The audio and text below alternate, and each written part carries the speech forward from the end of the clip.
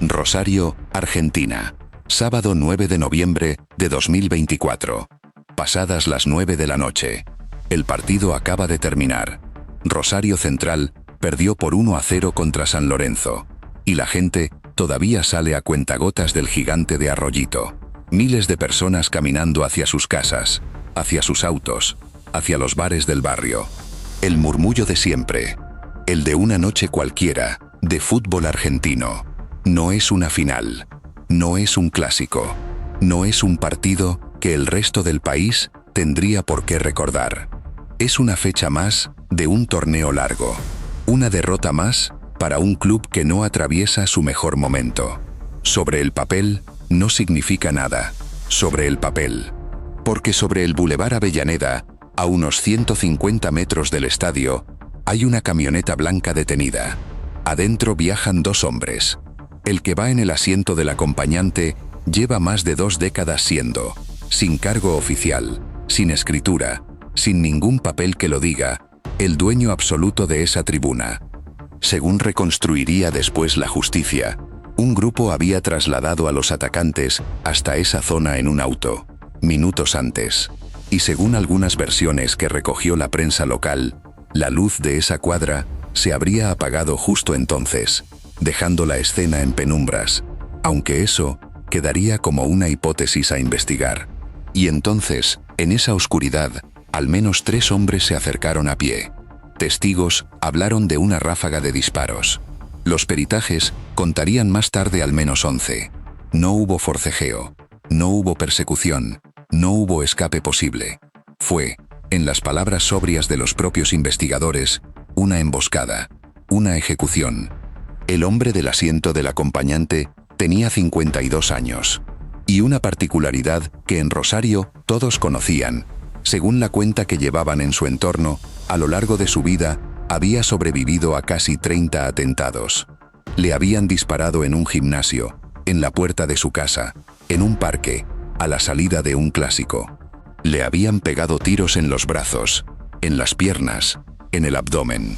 Y siempre, siempre, había vuelto a caminar. Esa cuenta, la que llevaban los suyos como quien lleva las gambetas de un jugador, marcaba 29 balaceras. 29 veces que la muerte había fallado. Esta fue la número 30. Su nombre era Andrés Bracamonte, pero en toda la ciudad y en buena parte del país, lo conocían por un apodo que había sonado durante 25 años entre las cosas más temibles de Rosario. Le decían Pillín, y su historia no es solo la de un jefe de barra que murió como habían muerto tantos antes que él. Es la historia de cómo un simple lugar en una tribuna de fútbol se transformó, con los años, en un trono por el que valía la pena matar. Es la historia de un negocio, de una red de complicidades, de una ciudad entera atravesada por la violencia. Esta es la historia de Pillín Bracamonte.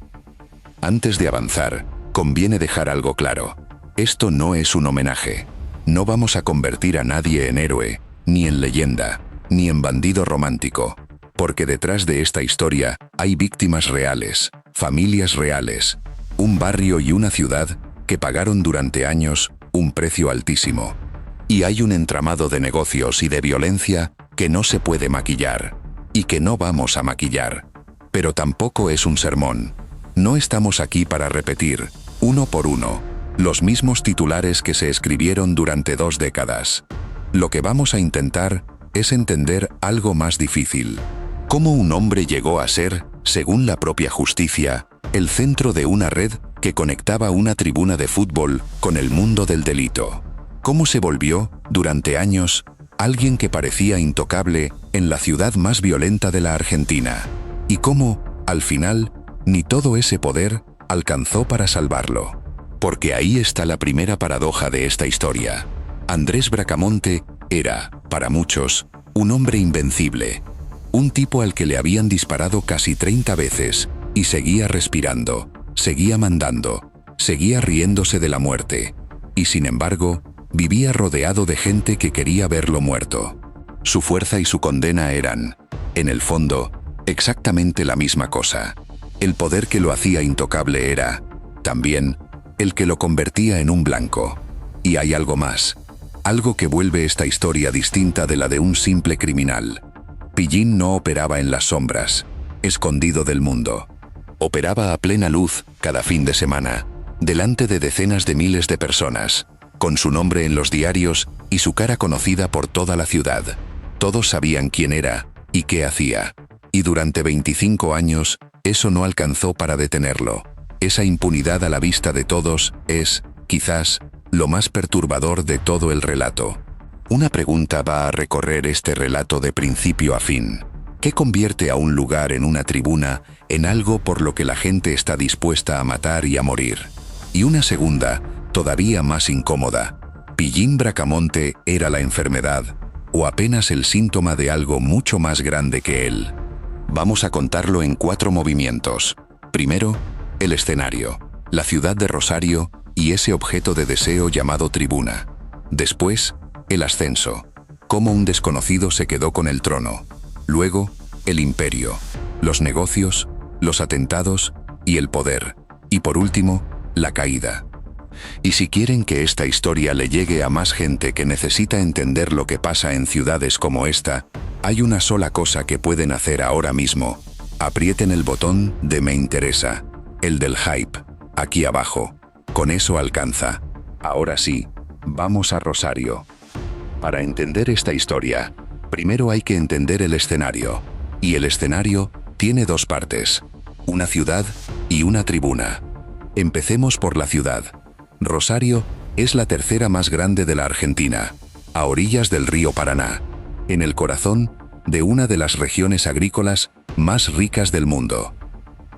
Por sus puertos sale buena parte de los granos que el país exporta al planeta. Es, además, la ciudad de Lionel Messi, un lugar asociado, para el resto del mundo, con el talento y la abundancia. Pero esa misma geografía que la volvió próspera es la que, con el tiempo, la volvió peligrosa. Porque el río no lleva solo granos. La red de puertos que conecta Rosario con el océano se convirtió también en una ruta para la cocaína que baja desde el norte del continente. Sin buscarlo, la ciudad quedó parada sobre uno de los grandes corredores del narcotráfico. Y sin embargo, no fue ese gran negocio de exportación el que llenó las calles de sangre. Los especialistas marcan una diferencia clave. Lo que desangró a Rosario no fue tanto la droga que pasa hacia los barcos, sino la que se quedó adentro: el narcomenudeo. La venta al detalle en los barrios humildes, en los búnkeres, esos puntos blindados atendidos muchas veces por adolescentes, a los que llaman soldaditos. Una cifra alcanza para dar la dimensión.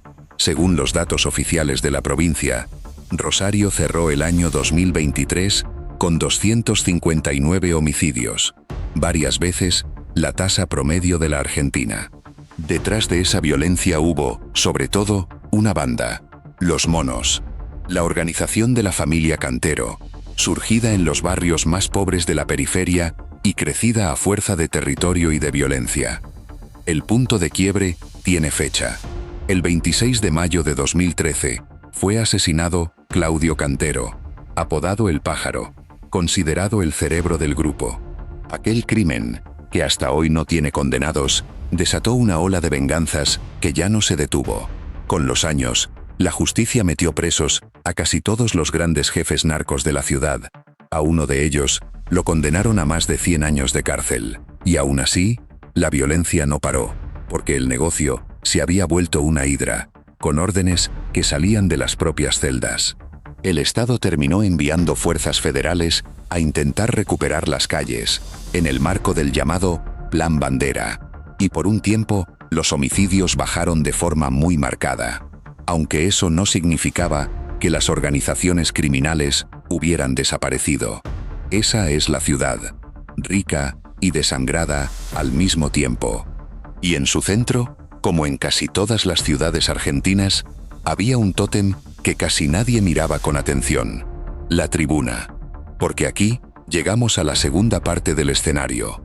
La barra brava argentina hace tiempo que dejó de ser un simple grupo de hinchas fanáticos. Se transformó, en muchos casos, en una empresa. Ilegal, informal, pero con caja, jerarquía y territorio propio. Y esa empresa tiene un trono físico, Concreto. En las tribunas populares hay unas estructuras de hierro pensadas para evitar avalanchas, los paravalanchas, y con el tiempo, ese armazón se volvió el lugar más codiciado del estadio. El sitio desde donde la barra cuelga sus banderas, dirige los cantos y se muestra ante todos. Quien controla el paravalanchas, controla la barra. Y quien controla la barra, controla una máquina de hacer dinero. Porque alrededor de ese trono se teje una red de negocios enorme. La reventa de entradas, el alquiler de carnets, el control de los estacionamientos alrededor de la cancha, la venta de mercadería, el cobro por colgar una bandera y, según numerosas investigaciones, la venta de droga. A eso se suma lo más valioso, la relación con el poder. Una barra fuerte moviliza gente, presiona dirigentes, aprieta jugadores. Y solo existe gracias a la complicidad de dirigentes, policías y funcionarios que miran para otro lado. Por eso, además, la sangre no suele correr entre hinchadas rivales, sino puertas adentro. Las peleas más feroces son internas, por quedarse con esa caja. El Estado intentó frenarlo con el derecho de admisión, que permite prohibirle la entrada a las canchas a los barras señalados. Pero prohibirle a un jefe entrar al estadio no lo desconecta del negocio. Sigue manejándolo desde afuera. Ese es el mundo al que llegó, siendo joven, Andrés Bracamonte. No un club de fanáticos inofensivos, sino un negocio. Un trono de hierro rodeado de gente dispuesta a todo por subirse a él. Y él estaba dispuesto a más que casi todos. Rosario Central nació el 24 de diciembre de 1889. Fundado por trabajadores del ferrocarril británico. Con el tiempo se mudó al barrio de Arroyito y levantó su casa, el Gigante de Arroyito, uno de los estadios más imponentes del país. A sus hinchas los llaman canallas, y su pasión es una de las más intensas del fútbol argentino.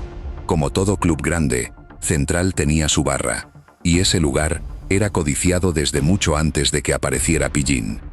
Pero a fines de los años 90 y principios de los 2000, la tribuna se convirtió en un polvorín. El liderazgo estaba fragmentado. De un lado, un grupo ligado a la familia Bustos, conocidos como los Chaperos, que venían controlando la barra desde hacía años. Del otro, un grupo más joven y más ambicioso, encolumnado detrás de un tal Andrés Bracamonte, al que ya le decían Pillín. A sus seguidores empezaron a llamarlos, con lógica de barrio, los pillines. Conviene entender que esto no salía de la nada. Ya en los años 80, la barra canalla había tenido líderes que combinaban el aguante en la tribuna con los negocios y el delito. La idea de que conducir a una multitud podía transformarse en poder y en dinero venía de lejos. Lo que hizo la generación de Pillín fue llevar esa lógica a una escala nueva, más profesional y más violenta. Lo que vino después no fue una discusión deportiva, no fue una pelea de cánticos, ni una interna resuelta a los empujones. Fue una guerra, una pelea por el poder que se libró tanto en las gradas como en las calles, con tiros, con muertos, con emboscadas. Una guerra que, según las crónicas de la época, poco y nada tuvo que ver con el fútbol. Uno de los Bustos fue acribillado a balazos, siguiendo esa coreografía de violencia que iba a perseguir a la historia hasta el último capítulo. Aquella interna dejó heridos, muertos y años de tensión. No se resolvió en una sola noche ni con un solo golpe. Fue un desgaste largo, una sucesión de ataques y represalias entre dos grupos que se conocían las caras, los domicilios y las rutinas. Bracamonte salió de esa guerra con algo más que el control de la tribuna. Salió con una reputación, la del hombre que había sido capaz de imponerse en el lugar más peligroso del club. Hacia comienzos de los 2000, tras años de enfrentamientos, los pillines se habían impuesto. Bracamonte se quedó con el paravalanchas del Gigante de Arroyito, y con él, con el control de una de las barras más grandes de la Argentina, la que muchos empezaron a llamar simplemente los Guerreros. Y no lo soltó por un cuarto de siglo. En aquellos primeros años, lo acompañó un lugarteniente conocido como Paquito Ferreira, y juntos le dieron forma a la estructura que gobernaría la tribuna durante las 2 décadas siguientes. El nombre con el que quedaría asociada la barra, los Guerreros, no era casual. Hablaba de un grupo que se pensaba a sí mismo en guerra permanente, contra los rivales, contra la policía, contra cualquiera que quisiera disputarle el lugar. Bracamonte estuvo al frente durante generaciones enteras de hinchas que no conocieron otro jefe. Su nombre quedó tan asociado a la barra canalla como los propios colores del club. Acá aparece la segunda paradoja del personaje. Porque para una parte de la hinchada, Pillín no era solo un violento. Era, a su manera, alguien que había puesto orden. Antes de él, la tribuna había sido un caos de facciones enfrentadas, de tiroteos, de inseguridad para el hincha común. Bracamonte había impuesto una autoridad única. Había ordenado el desorden. Y ese es uno de los rasgos más incómodos de estas figuras. Muchas veces se sostienen no solo por el miedo, sino también por una parte de la gente que agradece que alguien, aunque sea a fuerza de violencia, ponga las reglas. El que aterroriza puertas afuera es puertas adentro. El que garantiza cierto orden. Esa ambigüedad es parte de su poder. Pero que quede claro, ese orden se sostenía sobre el miedo. Quien discutía el mando de Pillín sabía a qué se exponía. La otra cara de la tribuna organizada, de los cánticos coordinados y las banderas impecables, era una disciplina impuesta a fuerza de amenazas. El orden y el terror, en ese mundo, no eran opuestos, eran la misma herramienta. Pero para ordenar así una tribuna, hacía falta mucho más que puños. Hacía falta una red. Y Bracamonte, con paciencia de araña, se dedicó a tejerla durante años. Según reconstruyeron distintos medios de Rosario, esa red incluía contactos con policías, con abogados, con gente vinculada a la justicia y a la política, con dirigentes del club, con técnicos y hasta con jugadores. Son de dominio público las fotos de Pillín con futbolistas del primer equipo subidos al paravalanchas, y también circularon imágenes suyas junto a dirigentes y figuras del poder político y sindical de la ciudad. Esa era, quizás, su verdadera fortaleza. No la fuerza bruta de la tribuna, sino la capacidad de sentarse en la misma mesa que gente que, en teoría, debía combatirlo. Un jefe de barra puramente violento es fácil de aislar. Uno con contactos en todos los despachos se vuelve un problema político. Un actor con peso propio en la trama de poder de una de las ciudades más importantes de la Argentina. Y todo ese andamiaje descansaba sobre una base muy simple: el control de la tribuna. Sin el paravalanchas, Pillín no era nadie. Con él, era todo. No era un matón suelto y prescindible. Era un hombre con teléfonos importantes en la agenda, capaz de resolver problemas, de mover influencias, de aparecer y desaparecer de las causas judiciales con una facilidad que asombraba. Lo que sí está documentado son sus alianzas con otras hinchadas. Durante años, la barra de Central cultivó una amistad estrecha con la de San Lorenzo, una de esas sociedades entre barras que sirven para viajar, para respaldarse, para hacer negocios en común.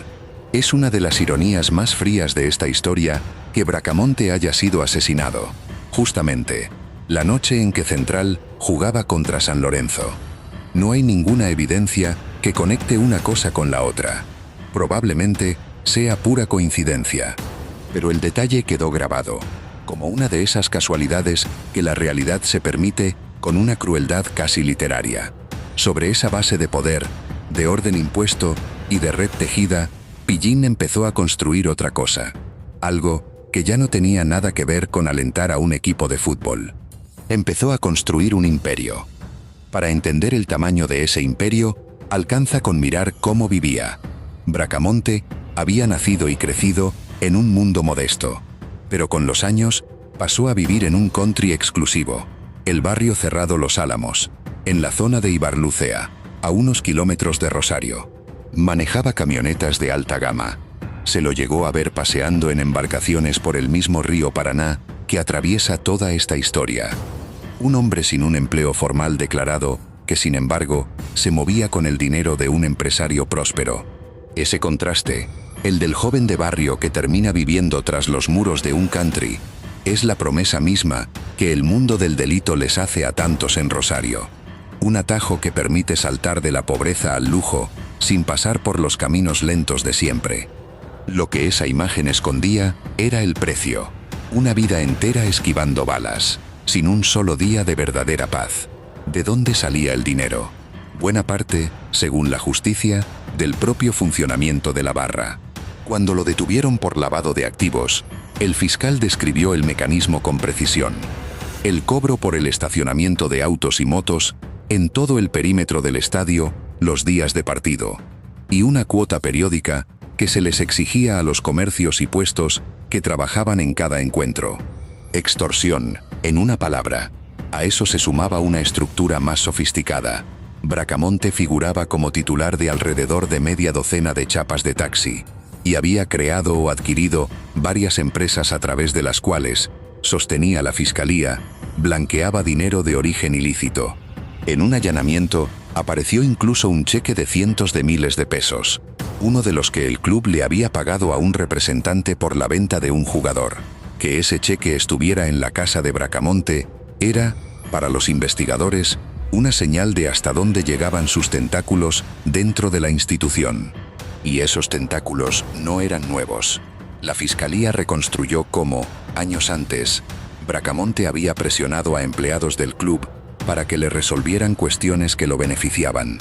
El jefe de la barra no le pedía favores al club, se los cobraba. Su poder no dependía de qué dirigencia estuviera de turno, porque las dirigencias pasaban y él se quedaba. Y aquí aparece una escena que retrata al personaje mejor que 1000 explicaciones. Poco antes de una de sus detenciones, Bracamonte se había mostrado organizando en el club un locro solidario. Ese plato tradicional que se reparte en las fechas patrias. Banderas por todo el estadio, comida caliente para la gente, la imagen del jefe benefactor que le da algo a su comunidad. Pero pocas horas después, quedaba detenido, imputado por lavado.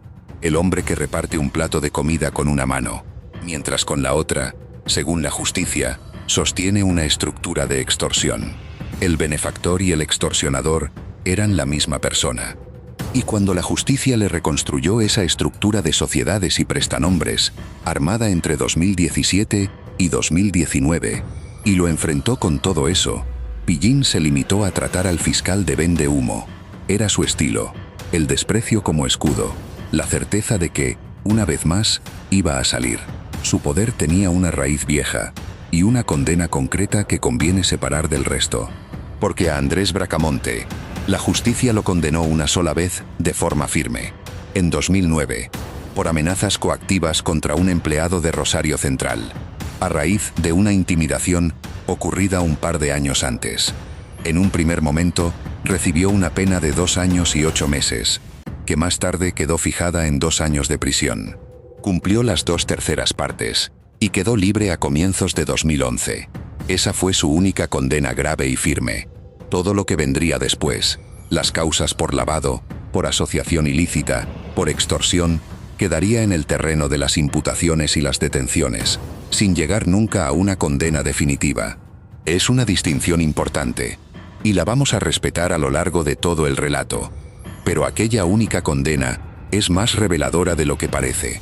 El hecho por el que lo penaron, intimidar a un empleado del club en plena interna institucional, ya contenía todo lo que vendría después.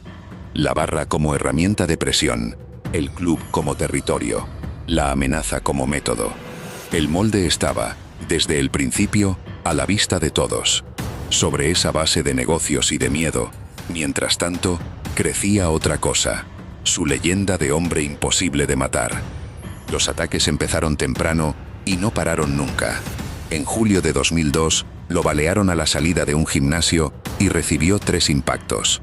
En 2006, lo atacaron en la puerta de su casa y se llevó 4 tiros, en el abdomen, en las piernas, en el tobillo. Y así, ataque tras ataque, año tras año, la cuenta seguía subiendo. En su entorno, hablaban de 29 balaceras a lo largo de su vida. Conviene aclararlo. Ese número no es una estadística oficial, sino la cuenta que llevaban los suyos, casi como una marca de orgullo. Pero, oficial o no, alimentaba una idea que se volvió parte del personaje, la de que Pillín tenía una estrella, que estaba tocado por una suerte imposible, que la muerte simplemente no se animaba con él. Los ataques venían de todos lados, y por distintos motivos, de rivales internos, de enemigos de la calle, de gente a la que había apretado. Cada uno de ellos, mirado de cerca, era una advertencia, pero Pillín parecía leerlas al revés.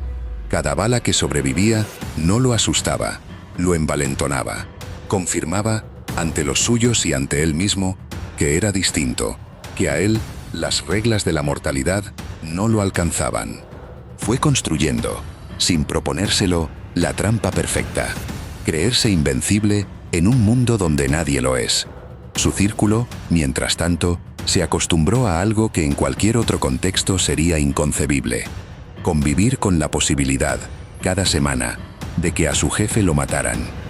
Y sin embargo, semana tras semana, ahí estaba de nuevo, dando indicaciones, moviendo el negocio, ocupando su lugar. Cada vez que lo herían, en lugar de esconderse o de retirarse con la fortuna que había amasado, volvía a la tribuna, al negocio, a exponerse en los mismos lugares, como si el poder valiera más que la vida. Su fama incluso cruzó fronteras. En junio de 2010, poco antes de que arrancara el Mundial de Sudáfrica, Bracamonte intentó viajar junto a un grupo de barras argentinos que se hacía llamar Hinchadas Unidas. Para poder salir del país, había conseguido, incluso, una autorización judicial especial, dejando algunos vehículos como garantía de que volvería. Pero al llegar al aeropuerto de Johannesburgo, fueron las autoridades sudafricanas las que lo identificaron por sus antecedentes. Le negaron la entrada, lo mantuvieron incomunicado junto a otros barras y lo deportaron de vuelta. El jefe de los guerreros era, ya entonces, un nombre reconocido en los registros internacionales de la violencia en el fútbol. El episodio dijo mucho de él. Tenía la ambición y los contactos para intentar sumarse a un mundial del otro lado del planeta. Jugaba, desde hacía tiempo, en una liga mucho más grande que la del fútbol rosarino. Puertas adentro, su poder no dejaba de crecer, aun cuando el Estado empezó a intentar frenarlo. En septiembre de 2018, Bracamonte fue detenido en la cancha de Lanús cuando repartía entradas de protocolo, destinadas a dirigentes y allegados, a metros del ingreso al estadio. A partir de entonces, quedó vetado por el derecho de admisión. En teoría, no podía volver a pisar una tribuna. En la práctica, siguió siendo, durante 6 años más, el jefe indiscutido de la barra, manejándola desde afuera, como un director técnico expulsado que sigue dando indicaciones desde el vestuario. Lo veían llegar a los alrededores del estadio antes de cada partido, saludar, ordenar, controlar. La prohibición de entrar era, en la práctica, casi decorativa. Todos sabían quién seguía mandando en esa tribuna. Y ese detalle resume buena parte de esta historia. El Estado tenía herramientas para señalarlo, para vetarlo, incluso para detenerlo por temporadas. Lo que no tenía era la capacidad de romper, de verdad, la estructura de poder que Pillín había construido durante un cuarto de siglo. Y ahí está la tercera paradoja, quizás la más profunda. Cuanto más lo atacaban, más poderoso se volvía.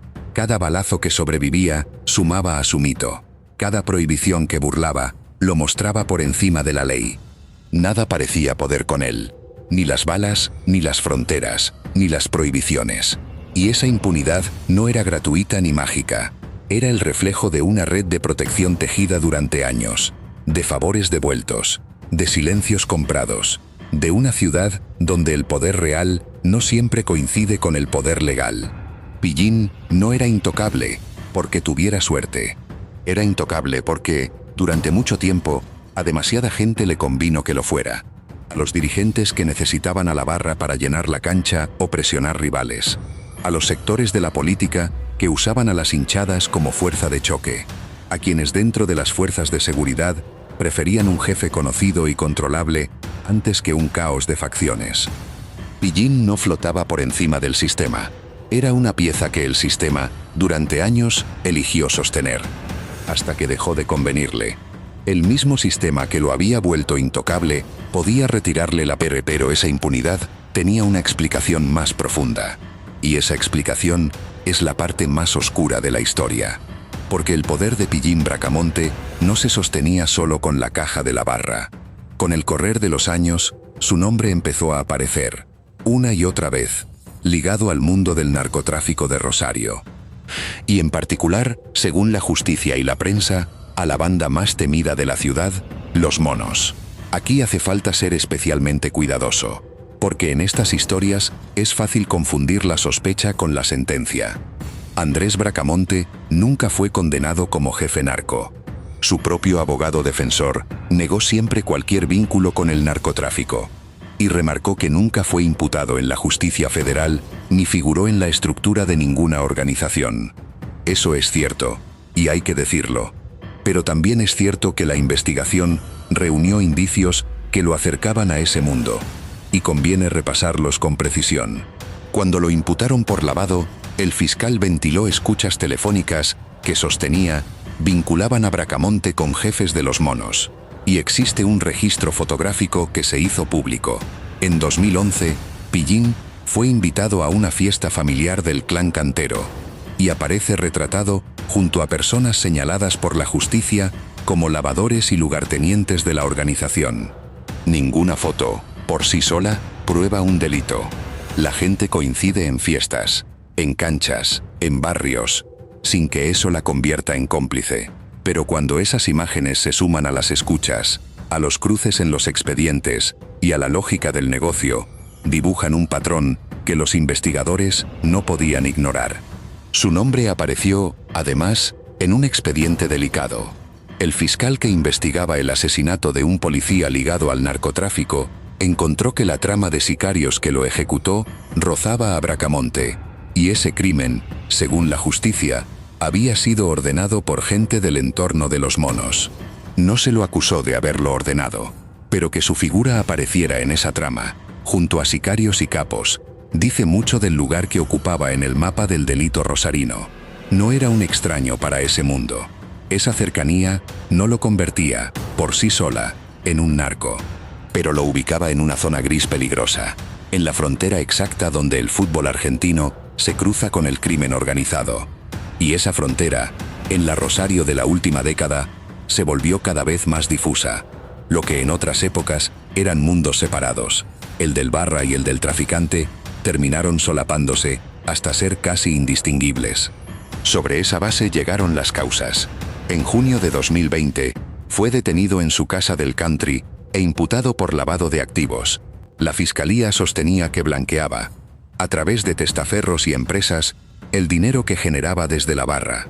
Estuvo unos 5 meses en prisión preventiva y en noviembre de ese mismo 2020 recuperó la libertad bajo una fianza, con la prohibición de acercarse al club.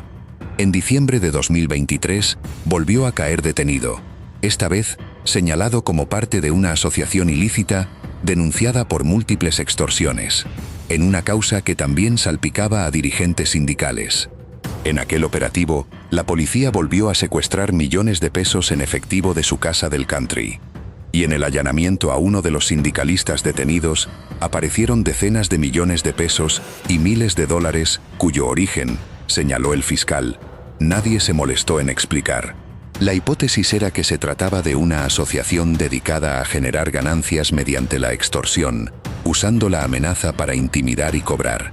Y otra vez, tras un tiempo, siguió el proceso en libertad. Ese patrón, el de la extorsión como fuente de ingresos, es la columna vertebral de todo el caso. No hacía falta traficar droga en persona para enriquecerse en la Rosario de aquellos años. Bastaba con controlar territorio, inspirar miedo y cobrar por dejar trabajar. La barra le daba a Bracamonte las 3 cosas.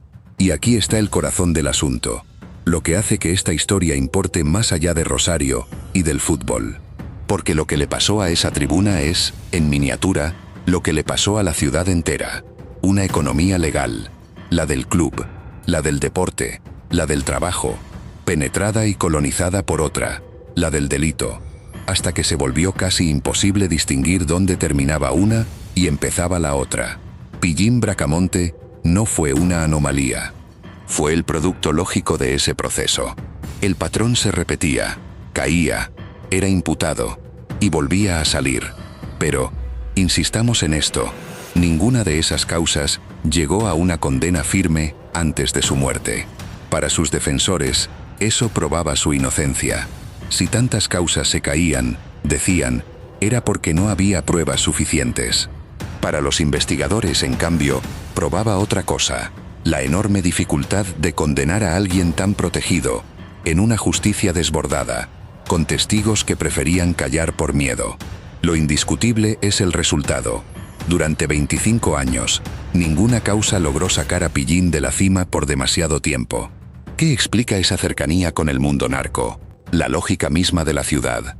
En una Rosario atravesada por el narcomenudeo, una barra brava es una pieza valiosísima. Controla territorio, mueve gente, maneja violencia organizada, tiene contactos en la policía y en la política. Para una organización narco, tener bajo control al jefe de una barra grande es un activo enorme. Y para el jefe de la barra, esa conexión multiplica su caja y su poder de fuego. Las dos economías, la del fútbol y la de la droga, terminaron fundiéndose. No por casualidad, sino por conveniencia mutua. La tribuna y el búnker, aunque parezcan mundos distintos, se necesitaban. Y en esa fusión, la línea entre el barra y el soldado narco se fue volviendo borrosa. Y sin embargo, aquí conviene frenar un momento y decir algo que suele perderse. El contexto ayuda a entender por qué una figura así pudo crecer. Una ciudad golpeada por el narcotráfico, un fútbol permeado por negocios turbios, un Estado que durante años miró para otro lado, complicidades en la policía y en la dirigencia. Todo eso es real y explica mucho, pero explicar no es justificar.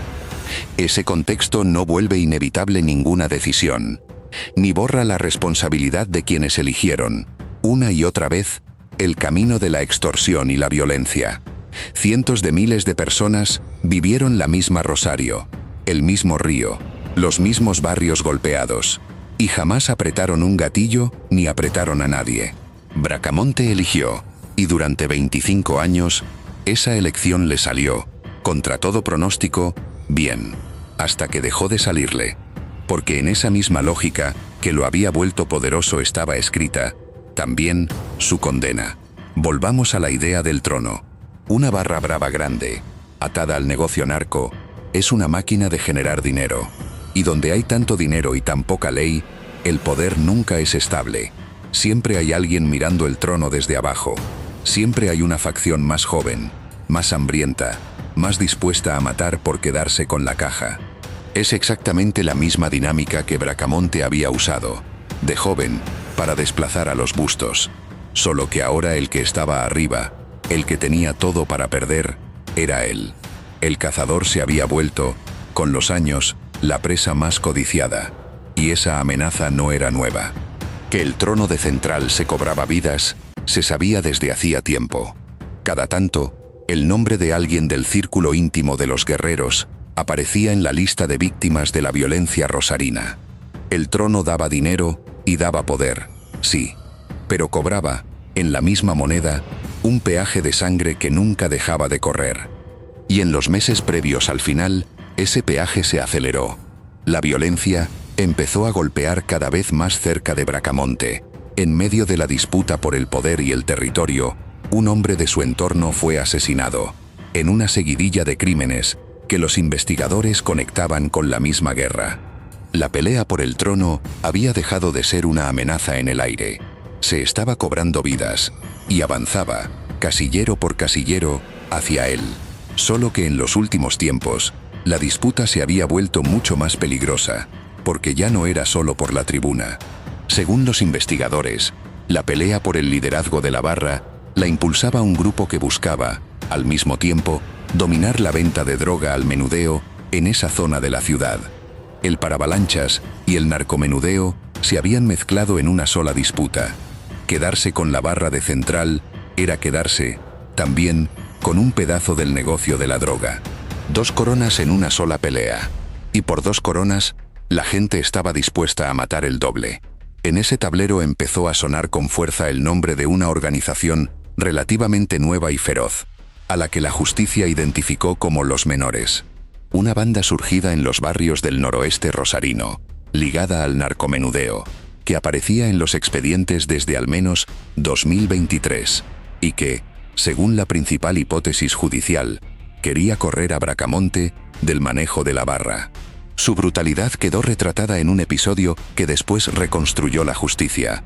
Uno de sus soldaditos, un joven que se negó a seguir vendiendo droga, fue secuestrado, llevado hasta un arroyo y baleado. Sobrevivió de milagro arrojándose al agua. Esa era la clase de organización que ahora le disputaba el trono a Pillín.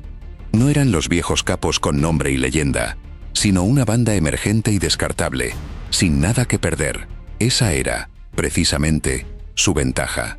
En un mundo donde Bracamonte se había vuelto grande, pesado y visible, ellos eran ágiles, anónimos y despiadados. Y para ellos, controlar la barra de central no era fanatismo futbolero. Era quedarse con la caja del paravalanchas, con el territorio y con la fuerza de choque de cientos de personas. Un salto de escala. Y Pillín, con su cuarto de siglo de reinado, era lo único que se interponía en el camino. Y había un cambio de época en todo esto. Los viejos códigos de las barras, si es que alguna vez existieron de verdad, ya no valían nada frente a estas camadas nuevas, formadas en la lógica pura del narcomenudeo, donde matar es apenas un trámite, y la edad de los que ejecutan baja año a año. Bracamonte pertenecía a una generación anterior, la del barra que negociaba, que tejía redes, que sabía cuándo apretar y cuándo aflojar, y que por eso sobrevivía. Los que venían por él jugaban con otras reglas, o más bien, sin ninguna. Para ellos, Pillín no era una leyenda intocable. Era apenas un obstáculo viejo entre ellos y el negocio. Y ese choque de generaciones explica por qué su caída fue tan brutal. Bracamonte sabía negociar, repartir, comprar voluntades, sostener un equilibrio. Pero un equilibrio necesita dos partes dispuestas a mantenerlo. Y del otro lado, ya no había nadie interesado en negociar.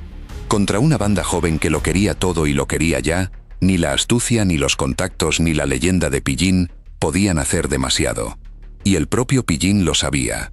Tras sobrevivir a uno de los últimos atentados en su contra, había hablado de ellos ante la justicia y había dicho, incluso, que sospechaba que esa facción estaba detrás de los ataques. Los había nombrado.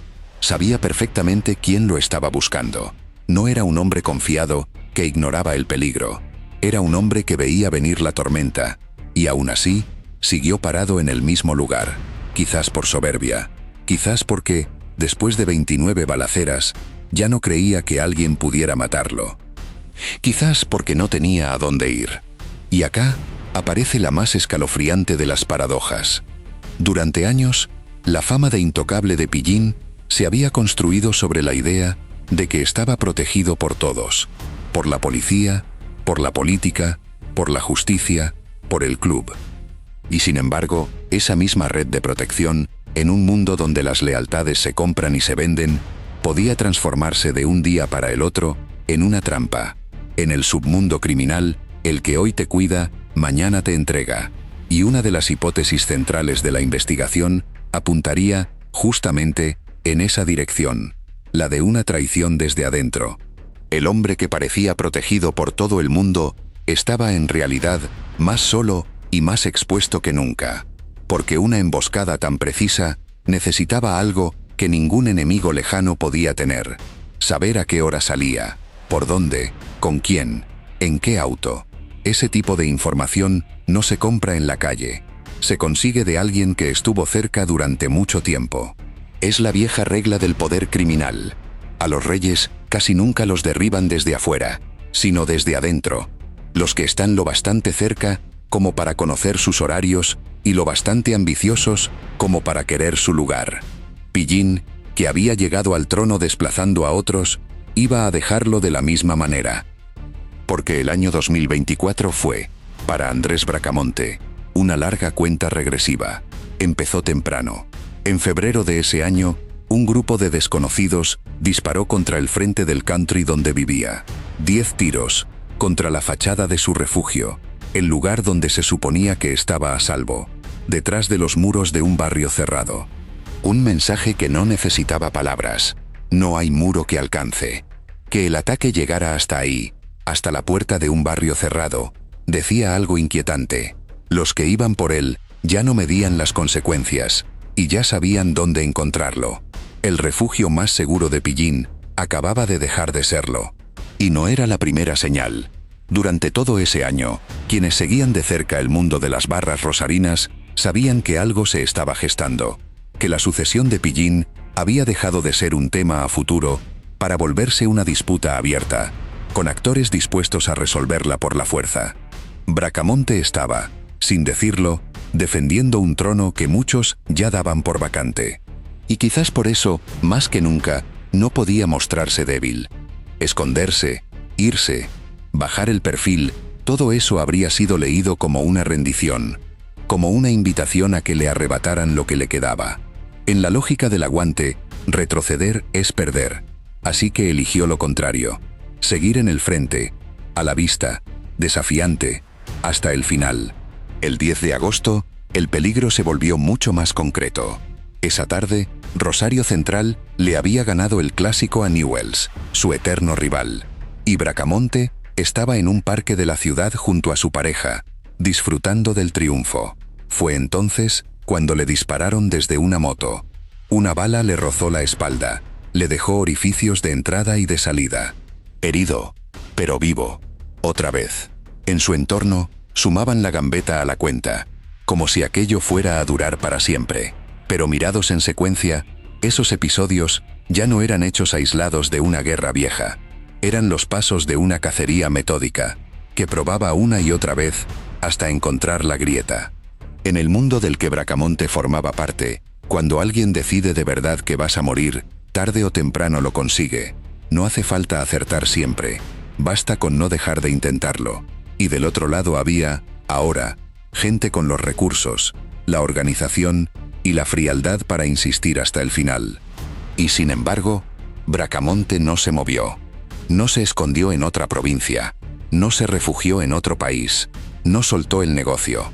Porque para un hombre que había construido toda su identidad sobre el poder, bajar del trono no era una opción. Era una derrota peor que cualquier bala. Prefirió el riesgo. Prefirió, hasta el final, el trono. El cerco se cerraba también por otro lado, el de los tribunales. El viernes 8 de noviembre, apenas un día antes del final, Bracamonte había empezado a ser juzgado por un caso de violencia de género, a raíz de denuncias de amenazas de años atrás. La fiscal había anticipado que pediría 2 años de prisión efectiva. El hombre que durante un cuarto de siglo había esquivado toda condena grave, se sentaba, por fin, ante un tribunal. La ley, que nunca había podido con él en las causas grandes, lo alcanzaba ahora por otro camino. Había algo casi simbólico en esa imagen. El hombre que se había pasado la vida por encima de la ley, moviéndose entre causas que se caían una tras otra, terminaba sus últimos días escuchando cómo una fiscal pedía que fuera preso.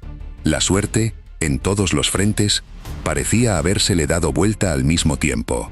Y sin embargo, nada de eso lo detuvo. Ni las balas que le pasaban cada vez más cerca, ni la causa que lo esperaba en los tribunales, ni las advertencias de su propio entorno. El sábado siguiente, al inicio del juicio, Pillín volvió a hacer lo de siempre. Como si desafiar al destino fuera, a esa altura, la única manera que conocía de estar vivo. Todo, en esas semanas, parecía apuntar en la misma dirección. Las balas de febrero contra su casa, las balas de agosto contra su espalda, la causa en los tribunales, los rivales que querían su trono y su porción del negocio, la sensación, cada vez más fuerte, de que la larga racha de suerte de Pillín se estaba por terminar. Y sin embargo, el sábado 9 de noviembre, Andrés Bracamonte hizo lo que había hecho durante 25 años.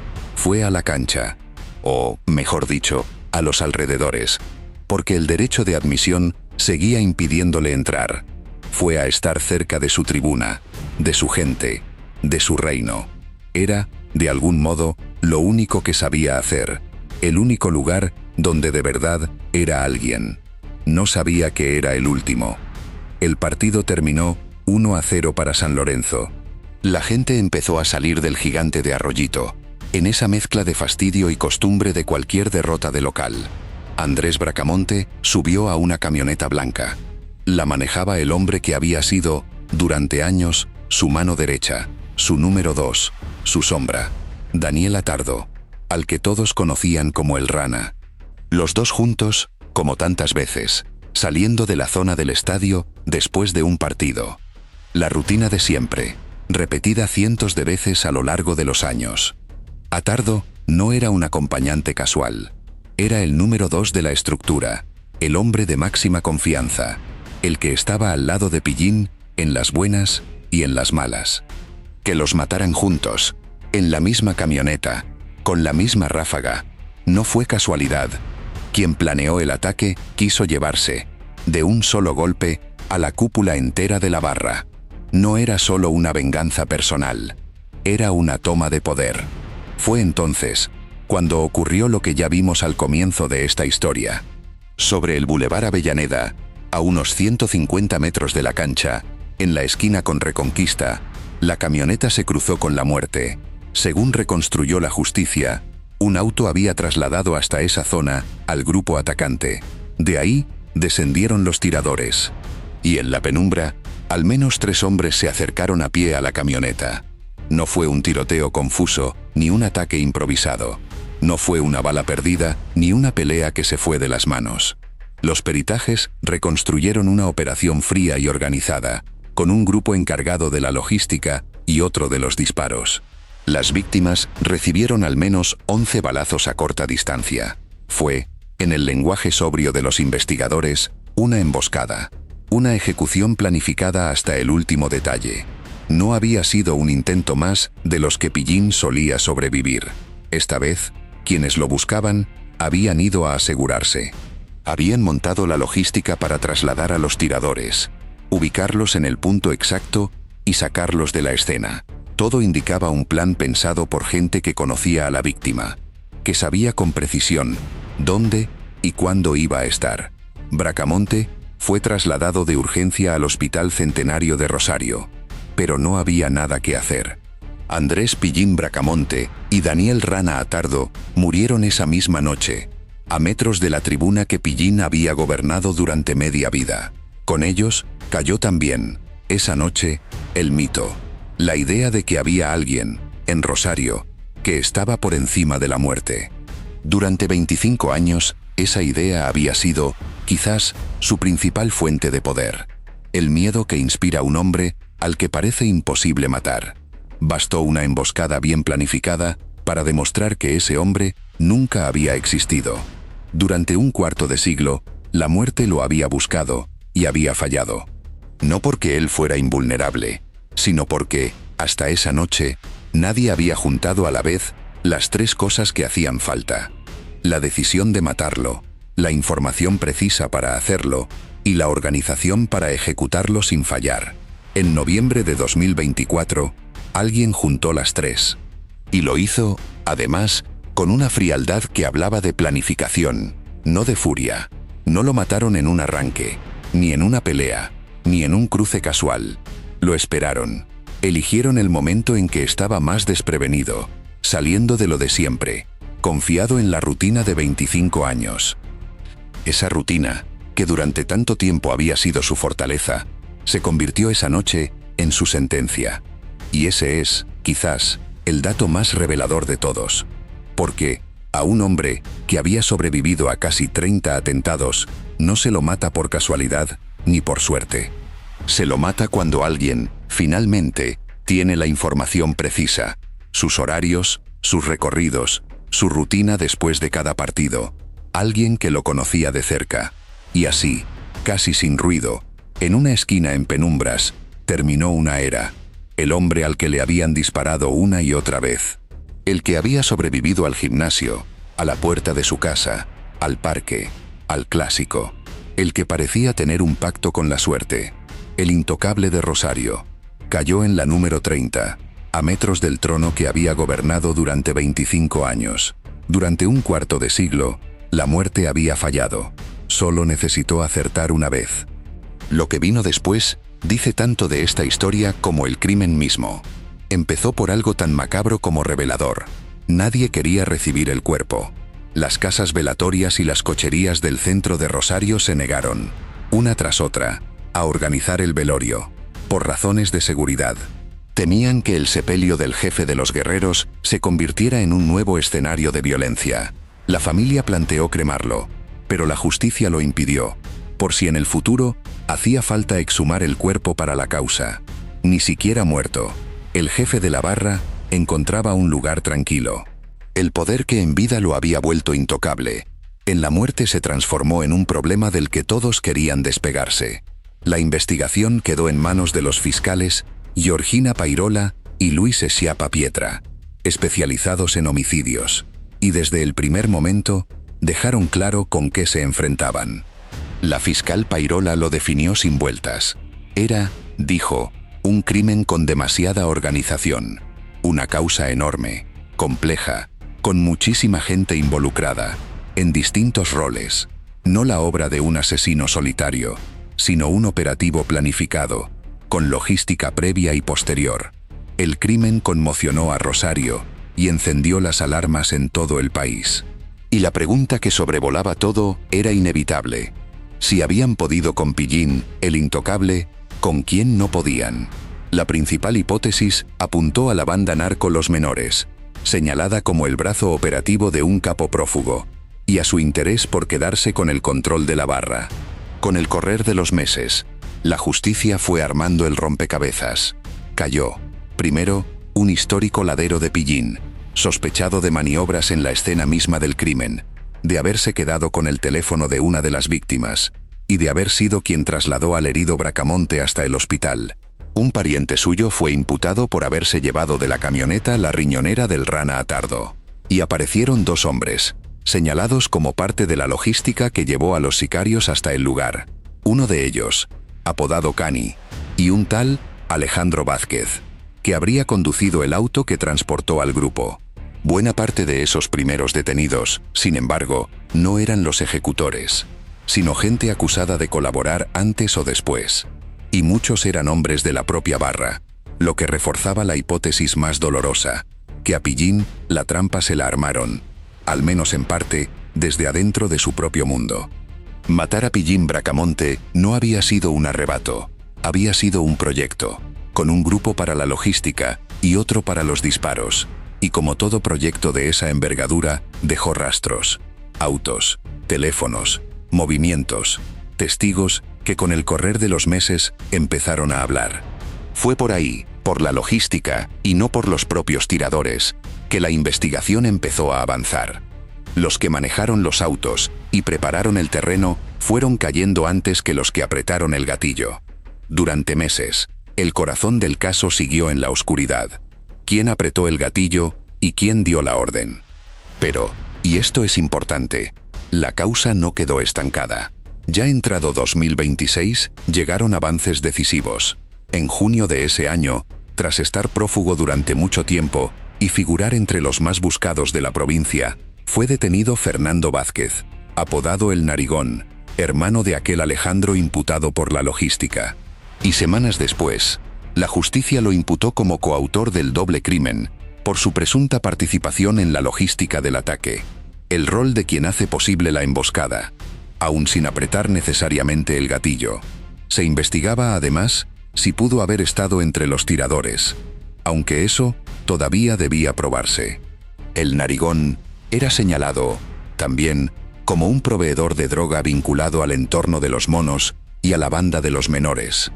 Poco después, otro sospechoso también quedó imputado en la causa.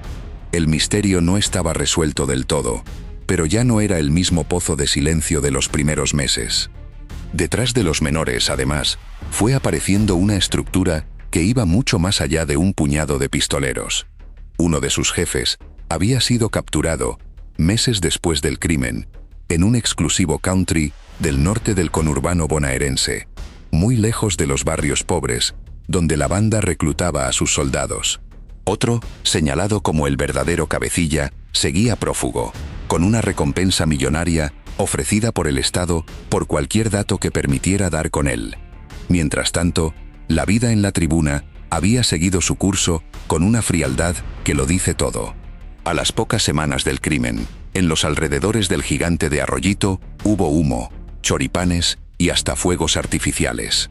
Se celebraba la asunción de un nuevo jefe al frente de la barra, un joven de 31 años, apodado el Laucha, de apellido Giseli. El trono no había quedado vacío ni un instante. Pero la historia, esta vez, tuvo una vuelta de tuerca, porque en agosto de 2025, en un operativo de las fuerzas federales enmarcado en la ley antimafia, el propio Laucha Giseli fue detenido, señalado como organizador dentro de la misma banda narco, sospechada de matar a su antecesor. El nuevo rey duró poco más que su coronación. El trono, otra vez, se cobraba a su ocupante. Y esa es, quizás, la lección más amarga.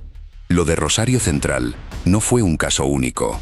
A lo largo de los años, en distintos clubes de la Argentina, muchos jefes de barra terminaron de la misma manera, acribillados por sus propios sucesores, por facciones internas, por socios convertidos en enemigos. El trono cambia de manos, casi siempre, a los tiros. Pillín fue, en ese sentido, un eslabón más de una cadena larga y sangrienta que el fútbol argentino todavía no encontró la forma de cortar. Y ahí está la respuesta a la pregunta que abrió todo este relato. ¿Pillín Bracamonte era la enfermedad o apenas un síntoma? La respuesta honesta, la más incómoda, es que fue las dos cosas a la vez. Fue un hombre cuya trayectoria estuvo atravesada por la violencia, las amenazas, la extorsión investigada y el ejercicio de poder dentro de la barra, que hizo un daño concreto a mucha gente y que no merece ninguna idealización. Pero fue también el síntoma de algo mucho más grande que él. Una ciudad tomada por el narcotráfico, un fútbol convertido en negocio turbio, un Estado ausente durante demasiado tiempo, una red de complicidades que hizo posible su reinado y que no desapareció con él. Por eso su muerte no cambió nada de fondo. Mataron al hombre, pero no al trono. Y donde sigue habiendo un trono así, siempre va a haber alguien dispuesto a matar por él. Andrés Bracamonte llegó a la barra de Rosario Central siendo un desconocido, y se fue siendo un símbolo de todo lo que salió mal en una ciudad y en un país. En el medio, 25 años de poder, de negocios, de causas judiciales, de countries y camionetas, y de balas que, hasta el último día, fallaban. Lo mataron a metros de su reino, en una esquina a oscuras, la noche número 30, y en Rosario, donde el río sigue trayendo riqueza y arrastrando muerte. El trono ya cambió de dueño más de una vez desde entonces. Porque esa clase de trono nunca queda vacío demasiado tiempo. Si esta historia te ayudó a entender un poco mejor cómo funciona todo esto, déjanos tu me gusta, suscríbete al canal y activa la campana para no perderte lo que viene. Aquí contamos las historias que otros prefieren dejar en las sombras. Nos vemos en el próximo